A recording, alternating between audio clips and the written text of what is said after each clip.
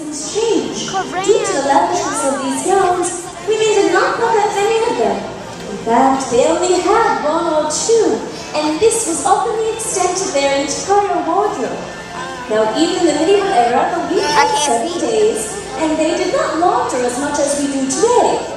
So women often had to wear their gowns day after day, clean or not clean.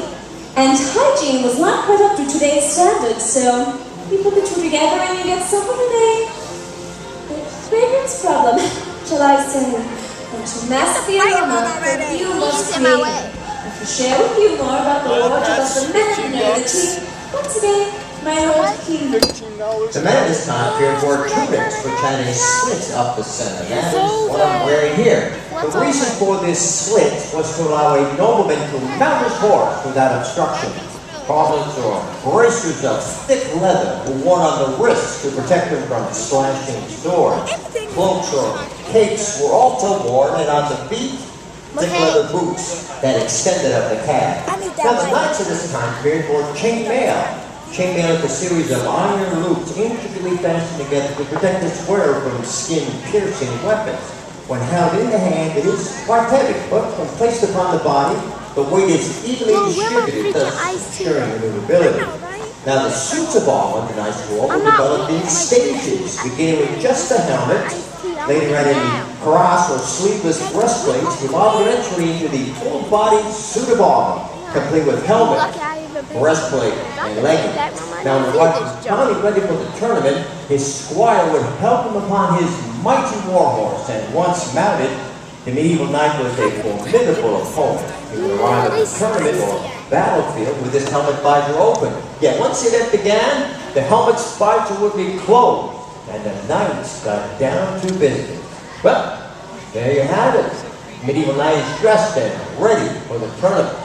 Ready for the tournament indeed. Now, life 1,000 years ago was indeed very different from your lives today, even for the highest of nobility. Castles could be very cold, dark, and damp places. At night, the only light was provided by crude homemade candles. In the winter, there was little heat, and in the summer there was no air conditioning, and of course, there was no radio or television. Yet, amidst all the trials and ordeals of medieval life, there was always time for celebration and for entertainment, and by far the most popular of these entertainments was known as the Great Tournament. Now imagine yourself standing in the bright sun of a midsummer's day on a great green field. Before you stands a castle, its walls glowing golden in the sunlight. The greensward all around you is dotted with the brightly colored pavilions of knights who have traveled for days, or sometimes hundreds of miles, to compete here in these lists for fame, for honor, for fortune, and for glory.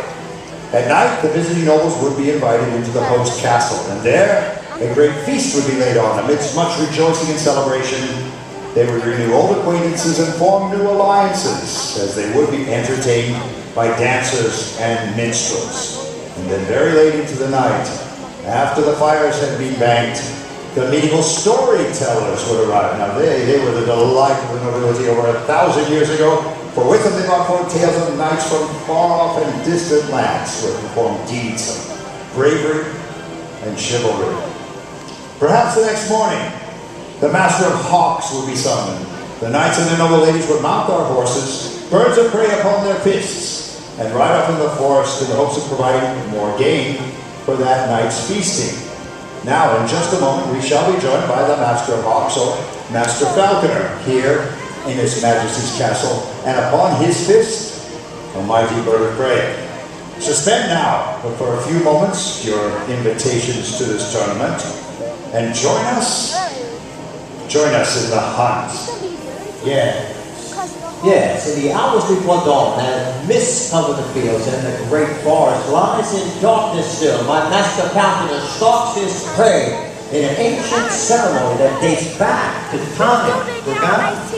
With the winged hunter upon his fist, His Majesty's Master Falconer, Lord William of Bayshire, seeks the chase.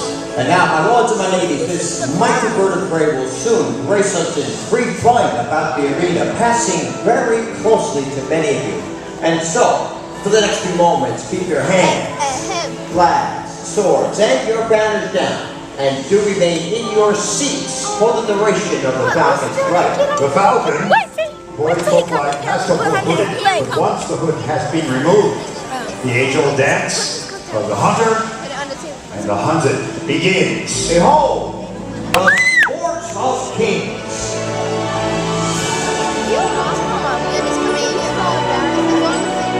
Oh yeah, great. Oh! They bugging. Alright, you were right. You pointing at the clothes. I'm pointing. Not too fast. You're not even coming in. That's fake. Here, let me do this guy. That way. You got it? Alright, you get this part.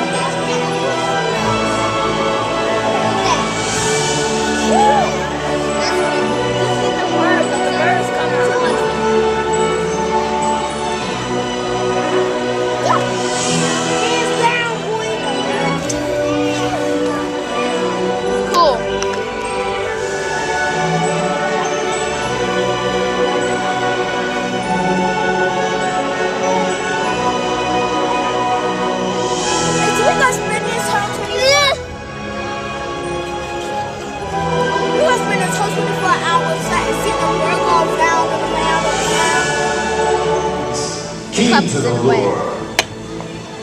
The master falconer must allow her a little bit of the meat off of the lure to ensure that she remains keen or hungry to the target for flights in the future.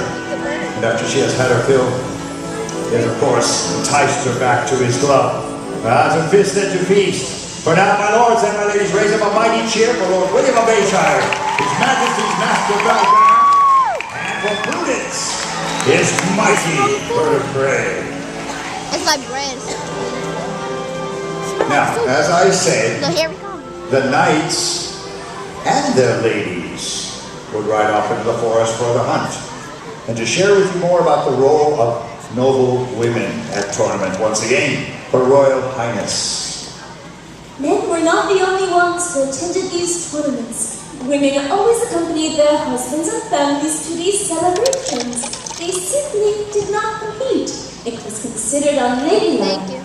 Now, women looked forward to these tournaments for two reasons. First, due to the vast distances that separated most people, it was a reuniting of family members separated by marriage. And second, it was a rare opportunity to socialize. Here they could talk about the latest issues, such as child rearing and fashion. One of the most important topics of conversation involved marriage. In the medieval era, most marriages were political arrangements, not marriages of love. Therefore, these tournaments were the perfect opportunity for women to choose the best match for her son or daughter. But what was a woman looking for in the perfect match? Well, status and popularity, all things that would better the career and reputation of her husband and family in the future. Now, once a woman had set their sights on a prospective family, the exchanges began. The two families could establish terms, and a verbal agreement could be sent. In an era when the word of a noble man or woman was their bond, this agreement was binding until the children were old enough to marry.